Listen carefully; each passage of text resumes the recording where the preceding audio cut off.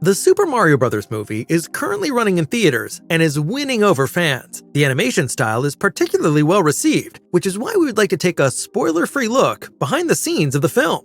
The movie's production was in the works for quite a while. The last time a Mario movie was released was back in 1993, during the golden age of Nintendo's world-famous games, and it proved to be a huge flop. The gloomy fantasy adventure looked more like a science fiction thriller than a fun video game adaptation. Following this letdown, there was years of uncertainty about further adaptations for the cinema. Nintendo was very hesitant about the movie adaptation rights and wanted to avoid another flop at all costs. At the end of 2017, it was eventually reported that Nintendo was in talks with Universal and Illumination in regards to a film adaptation. Just a few weeks later, things got clearer and a release date of 2022 was set, which was not that far off with the actual release, now at the beginning of April 2023. The fact that the movie was produced by Illumination is not a coincidence. The animation studio belongs to the parent company Universal Pictures and was able to achieve worldwide success with Despicable Me and Minions. The entire animation process was done at Illumination Studios Paris, and it took a little more than a year to finish. As a result, most of the work was done last October, and those responsible were free to start promoting the movie before its release. According to director Michael Jelenic, the technologies used for the Super Mario Bros. Movie were upgraded, so that the lighting effects in particular were raised to a new level. In an interview with Animation Magazine, directors Jelenic and Aaron Horvath described the movie style as cartoon-like and semi-realistic at the same time.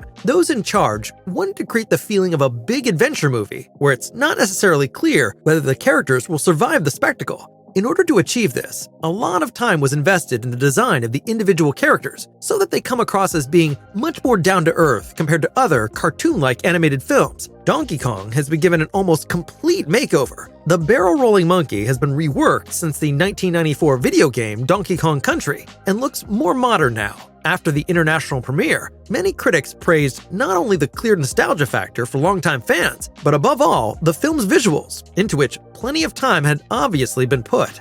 Another highlight is the movie's score, which has been highly praised. The man behind it is US composer Brian Tyler, who has a lot of experience in the film business.